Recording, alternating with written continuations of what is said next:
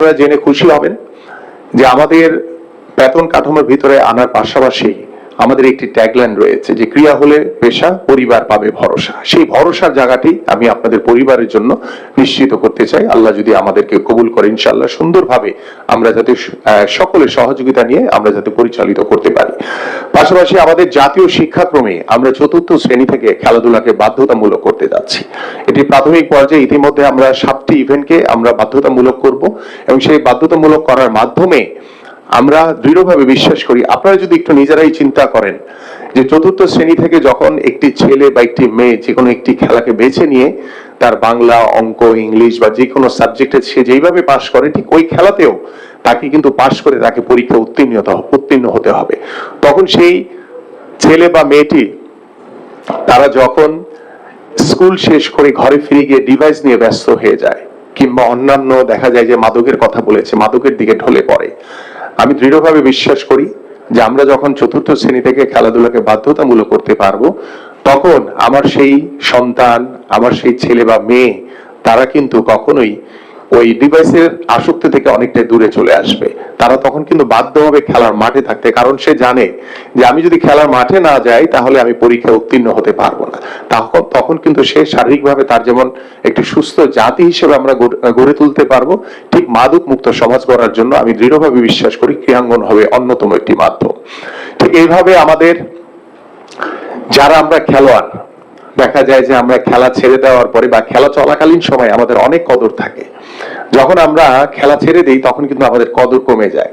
তখন হয়তোবা আপনাদের মতো যারা রয়েছে তাদের হয়তোবা মানে খেলা চলাকালীন সময় বিয়ে হয়ে সে হয়তোবা ঘর সংসারী হয়ে যায়, কিংবা তার কোনো কিছু করার সুযোগ থাকে না, কিংবা আমাদের যারা ছেলেরা রয়েছে তারা হয়তোবা খেলা ছেড়ে দেওয়ার পরে কেউ হয়তোবা গ্রামের বাড়ি চলে যায়, কেউ হয়তোবা দোকান দিয়ে বসে, কেউ হয়তোবা বিদেশে চলে যায়। কারণ সবাই তো আর ন্যাশনাল টিমের যে ফুটবল বা ক্রিকেট যেভাবে হয়তোবা তারা ফোকাসড বা তারা যেভাবে ফাইন্যান্সিয়াল সলভেন্ট, আমাদের অন্যান্য স্পোর্টস গুলোতে কিন্তু সেভাবে আপনারা কিন্তু ফাইন্যান্সিয়ালি সলভেন্ট না।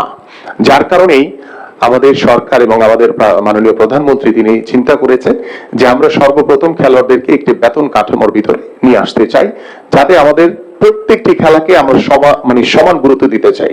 আমার ক্রিকেটার যে বেতন পাবে, আবার কিন্তু সেই শুটিং এর কিংবা আর্চারি সেই ক্রীড়াবিদও কিন্তু একই বেতন পাবে। এখানে কোনো বৈষম্য আমরা করব না।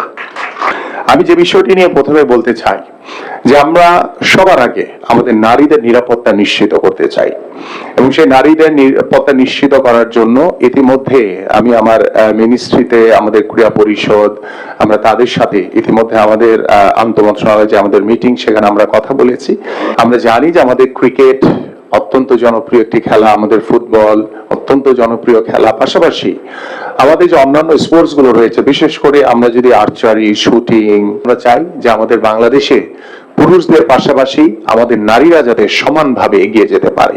এবং স্পেশালি যেহেতু আমি একজন ক্রীড়াবিদ, আমি যে বিষয়টি এখন উপস্থাপন করব আপনাদের সামনে, আপনারা সকলে ইতিমধ্যে জানেন যে আমাদের বাংলাদেশ জাতীয়তাবাদী দল বিএনপির আমাদের যে নির্বাচনী ইশতেহার স্পোর্টসের, এবং আপনারা শুনে সবচেয়ে বেশি খুশি হবেন যে বাংলাদেশের দেশ গড়ার যে 8টি পরিকল্পনার ভিতরে স্পোর্টসকে আমাদের মাননীয় প্রধানমন্ত্রী সর্বোচ্চ গুরুত্ব দিয়েছেন এবং সেই গুরুত্বকে সামনে রেখে তিনি আমাদের এই খেলোয়াড় যারা বাংলাদেশকে রিপ্রেজেন্ট করে, যারা দেশের সম্মান বিদেশের মাটি থেকে নিয়ে আসে, আমরা সেই সকল জাতীয় খেলোয়াড়দেরকে বেতন কাঠামোর ভিতরে নিয়ে আসার ইতিমধ্যে পরিকল্পনা করেছি এবং আমরা দ্রুত সময়ের ভিতরে ইনশাআল্লাহ আমাদের নীতিমালা তৈরি হয়ে গেছে এবং আমাদের টোটাল আমরা প্রায় 500 জন খেলোয়াড়দেরকে আমরা প্রাথমিক পর্যায়ে আমরা বেতন কাঠামোর ভিতরে নিয়ে আসবো। সেখানে আমাদের football, cricket, archery, shooting, volleyball থেকে শুরু করে যা যা আছে, আমাদের বক্সিং, আমাদের মারিয়াদের মতো প্রতিভাবান যারা খেলোয়াড় রয়েছে, আমাদের টেবিল টেনিস থেকে শুরু করে আমাদের অন্যান্য যে খেলাগুলো রয়েছে, সকল খেলাধুলাকে আমরা সমানভাবে গুরুত্ব দিয়ে এগিয়ে নিয়ে যেতে চাই। শুধু ফুটবল আর ক্রিকেট না। আমি জাস্ট বেশি দিন হয়নি এবং আমাদের মাননীয় প্রধানমন্ত্রী অত্যন্ত আশাবাদী এবং তিনি অত্যন্ত স্পোর্টসকে গুরুত্ব দিয়ে এগিয়ে নিয়ে যাওয়ার জন্য যে নির্দেশনা আমাকে দিয়েছেন, আমি যথাসাধ্যভাবে চেষ্টা করছি যে আমাদের ক্রীড়াঙ্গনে একটি নতুন পরিবেশ তৈরি করতে এবং যে ক্রীড়াঙ্গন হবে নিরাপদ এবং সুশাসন প্রতিষ্ঠার মাধ্যমে আমরা একটি ক্রীড়াঙ্গনের একটি নতুন পরিবেশ তৈরি করতে চাই, একটি আস্থা বিশ্বাসের জায়গা তৈরি করতে চাই। এবং আপনাকে স্পোর্টসের কথা বলছিলাম, সেটা আমরা উপজেলা পর্যায় থেকে শুরু করে আমরা জেলা পর্যায়ে, বিভাগীয় পর্যায়ে, তারপরে সর্বশেষ জাতীয় পর্যায়ে এসে আমরা শেষ করব। এবং আপনারা জানেন যে আমাদের মাঠের অনেক অভাব। ইতিমধ্যে আমরা সিদ্ধান্ত নিয়েছি ঢাকা মহানগরী সহ সারা বাংলাদেশের মহানগরীগুলোতে যে প্রত্যেকটি মানে 2টি ওয়ার্ডের মাঝখানে 3 থেকে 4 বিঘা জায়গা সরকারিভাবে অ্যাকোয়ার করে আমরা এখানে খেলার মাঠের উপযোগী মাঠ তৈরি করে দিতে চাই এবং মাঠের চারপাশে আমরা ওয়াকওয়ে তৈরি করতে চাই। এবং সেই ওয়াকওয়েতে আমাদের বয়োজ্যেষ্ঠ বাবা মারা তারা হেঁটে তাদের শরীরকে সুস্থ রাখতে পারবে। পাশাপাশি আমাদের গ্রামীণ জনপদে অনেক খালি জায়গা রয়েছে। বিগত সময় আমরা কি দেখেছি যে যেখানে খালি জায়গা ছিল সেখানে স্থাপনা তৈরি করেছে, বাট আমরা এটার উল্টা পথে হাঁটতে চাই।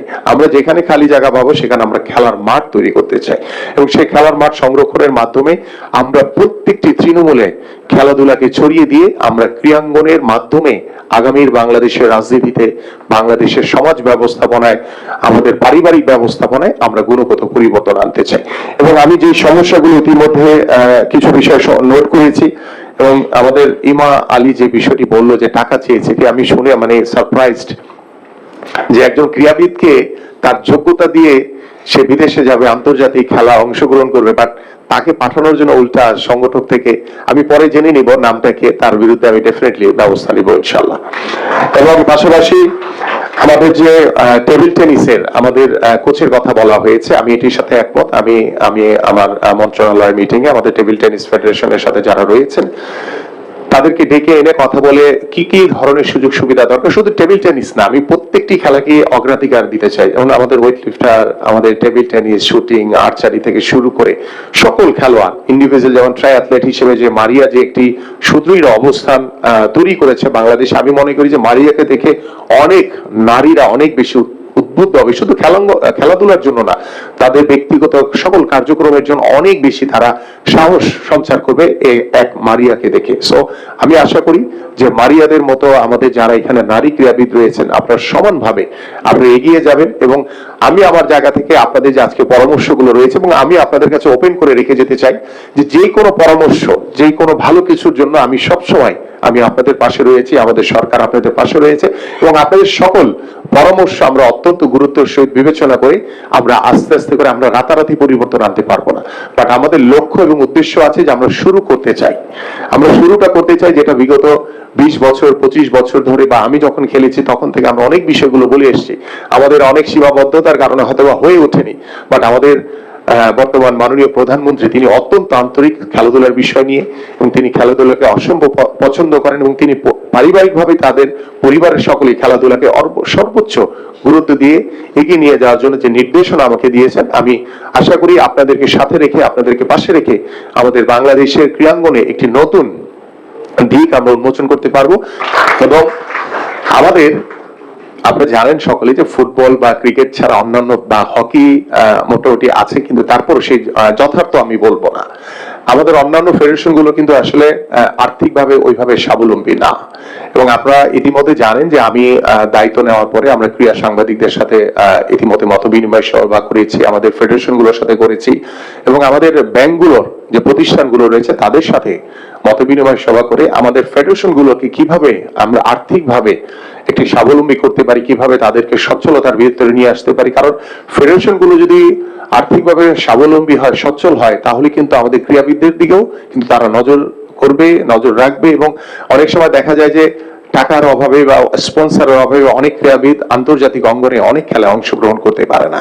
সো আমি এই জায়গাটি ওপেন করে রাখতে চাই। আমি আল্লাহর রহমতে আমাদের সরকার এবং আমাদের মাননীয় প্রধানমন্ত্রী তিনি অত্যন্ত আন্তরিক ক্রীড়াবিদদের বিষয় নিয়ে, এবং তিনি একটি কথা আমাকে প্রায়ই বলেন যে আমরা শুধু ক্রীড়াবিদদের দিকে ফোকাস করব, আমরা কোনো অবকাঠামো তৈরিতে যাব না। আমরা খেলোয়াড়রা যদি ভালো থাকে, খেলোয়াড়রা যদি সুস্থ থাকে, তারা যদি দেশের জন্য ভালো পারফর্ম করতে পারে, এটাই হচ্ছে আমাদের বড় অর্জন।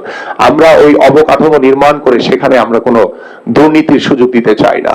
আমরা কোনো অবকাঠামো নির্মাণের নামে আমরা আমাদের ক্রীড়াবিদদেরকে অবহেলা করতে চাই না। আমরা চাই আমাদের যে সকল ক্রীড়াবিদ আজকে এখানে বসে আছে, আমাদের নারী ক্রীড়াবিদরা, তাদের হাত ধরে আমাদের ইতিমধ্যে ক্রিকেটে যেভাবে অনেক দূর এগিয়ে গেছে, আমাদের ফুটবলে যেখানে আমাদের ছেলেরা, আমরা সেই লাস্ট সাব চ্যাম্পিয়ন হয়েছি 2003 সালে, সাব গেম চ্যাম্পিয়ন হয়েছে 2010 সালে, এরপরে কিন্তু আমাদের সাব ফুটবলে পুরুষদের কোনো সাফল্য নেই, সেখানে আমাদের মেয়েরা কিন্তু অনেক দূর এগিয়ে গেছে।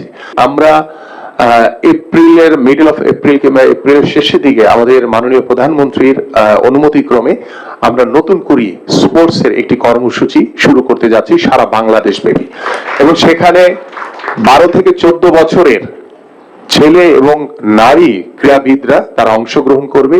এবং আমরা যেহেতু প্রথমে শুরু করতে যাচ্ছি, আমরা হয়তো বা 6টি থেকে 7টি ইভেন্টকে সামনে রেখে এগোবো। পরবর্তীতে পর্যায়ক্রমে আমরা সকল ইভেন্টকে, কারণ আমরা যদি সেই উপজেলা লেভেলে কিন্তু সকল খেলোয়াড়ের কিন্তু সেই সকল সুযোগ সুবিধা নেই।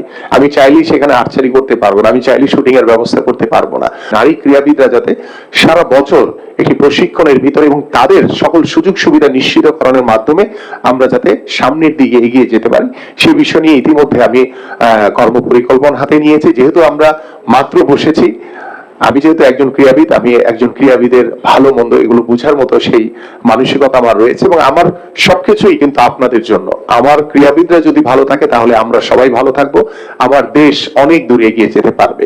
এবং আমি যে নতুন সব ধরনের খেলার খবর পেতে সাবস্ক্রাইব করুন, সঙ্গে থাকুন খেলার পাতার।